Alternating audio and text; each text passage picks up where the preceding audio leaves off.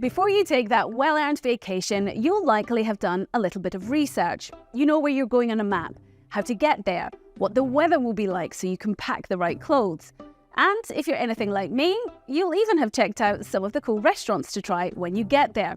Investing isn't that different. Before you embark on any journey, a little bit of research is always welcome.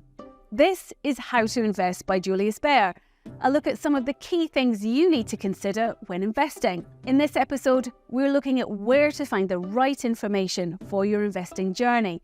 Think of it as your hitchhiker's guide to the investment galaxy.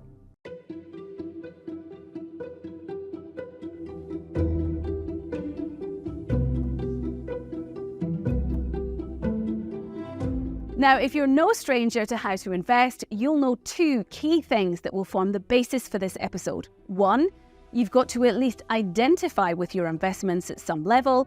And two, you have to cut out the noise. That means that you need to stop yourself reacting to the twists and turns of the news cycle. It's about having clear investment objectives and trying not to get too emotionally involved. Now, you've probably heard of doom scrolling. With constant access to information at your fingertips these days, it's easy to get carried away with the latest news headlines. Headlines that often spell disaster, because we all know disaster sells. So it's easy to see why you might panic and want to sell off on the turn of a headline. And while you might feel like this time is different, it rarely is. There is always something to worry about.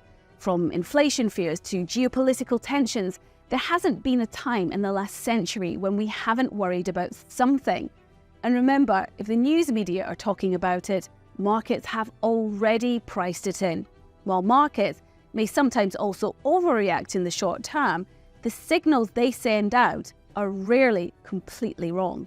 Cutting out the noise, however, doesn't mean that you should just bury your head in the sand.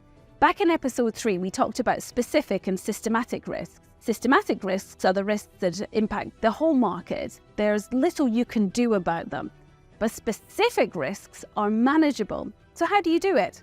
Get your head out of the sand and into the paperwork. Your best source of investment insight is to read up about the company. Yes, follow the news flow at a safe distance and even use social media to follow company CEOs and employees to make sure your values are aligned. But for real insights, crunch the numbers. Here's how.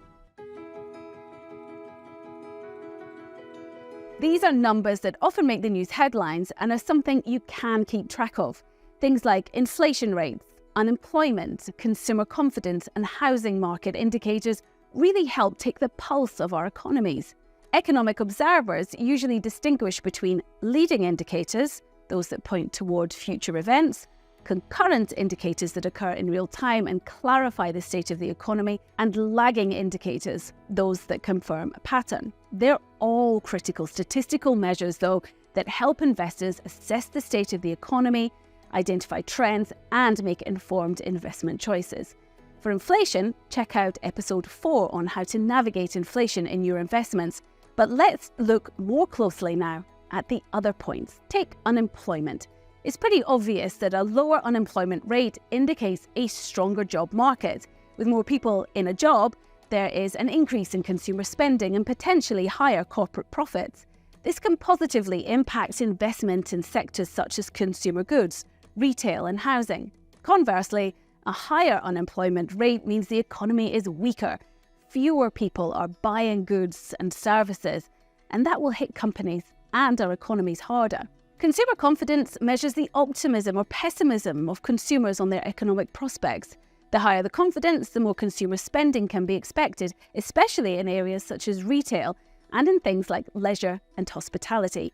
Meanwhile, the housing market gives insights on home sales and prices.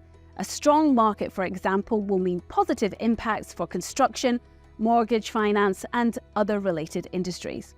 What's probably most interesting is that what factors are important today won't necessarily be important tomorrow. Just because we're hearing about consumer prices this week doesn't mean that we'll be talking about them as well next week. It's rare that every macroeconomic statistic or data is important at the same time, and there are just so many of them. We haven't even mentioned yet more global indicators, which will also give you insights on international investments. Things like global trade data can give you insights on supply chains and exports. Commodity prices will impact energy and manufacturing. And trade agreements, or a breakdown in these agreements, can impact markets, as can regulatory frameworks, tax policies, and legal systems, which can also affect the viability of certain investments. Now, I'm really only scratching the surface here, but these kinds of data points really help investors make good decisions at a macro level, much more so than tit-for-tat news items. But for even more specific information on sectors and companies, you have to dig even deeper. So we're going to get a little bit more complicated now. Reading company reports is probably not everyone's cup of tea, but to find out how healthy a company is, its growth potential, and to understand its specific challenges, it's the only way to go. So get the kettle on as we reveal what to look for. Once you've found a company that you identify with and want to invest in, it's a good idea to start by reviewing the financial statements. These typically include the balance sheet, income statement, and cash flow statement. They provide a snapshot of the company's financial position. How much is coming in revenue, how much is going out in expenses, and how much cash flow do they have to keep them safe in difficult times? And here's a tip. Read the notes that come along with these financial statements. They can give extra information, explain their accounting policies, and explain specific items. But don't just stop there. The company's management discussion and analysis sections will often give you insights into the company's strategy, risks, challenges, and future outlook. And you should really pay attention to risk factors. Companies can outline potential risks and uncertainties that could affect their future performance. You can then take informed decisions based on this and the other information that you've gathered. It's also not a bad idea to check out corporate governance and management. Look at the details on executive compensation or board structure, for example, because this can help you gauge the company's leadership and governance practices. Now, maybe after all that, you're going to need something stronger than a cup of tea. But before you pour yourself a stiff drink, there is another way. Of course, delegating this to a professional is always an option. Here you can hand it over to experts who live and breathe this stuff. Even the world's top investors do this, remember? Sometimes company reports run into documents hundreds of pages long. I'm not going to lie, this puts me off big time. But luckily for me, and for you I'm guessing, banks have analysts that do it for you. They condense these pages into one easy-to-read sheet. They're called stock reports, and they turn complex information into an easy-to-read and digest format. Music to my ears. And there's more. Remember at the beginning of this episode, and in fact a few other episodes, we talked about cutting out the noise. Well, banks like Julius Baer also have research teams that do just that. They take the noise out of the news and deliver it to you in simple, unemotional terms. You can look out for Julius Baer's research on the app if you're a client, but we also share it here on social media from time to time. It helps you focus on quality resources and it keeps things unemotional. This is one of the key hurdles for investors. Getting too close means you can make mistakes.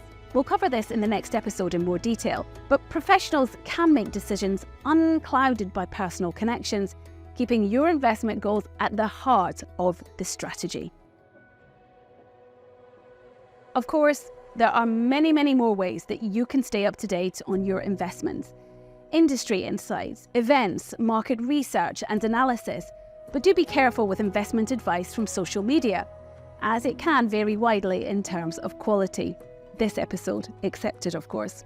As I was putting together this video, I heard something that really stuck with me. The less you read, the better. It sounds crazy, but the more you read, the more opinions you hear, the more noise and questions you have. So choose wisely and don't overcomplicate things. What investment questions can we solve for you? Comment below. And next time, we look at the most difficult thing to do when investing, how to keep your emotions in check. Make sure you don't miss it by clicking the like and subscribe button, and we'll see you next time.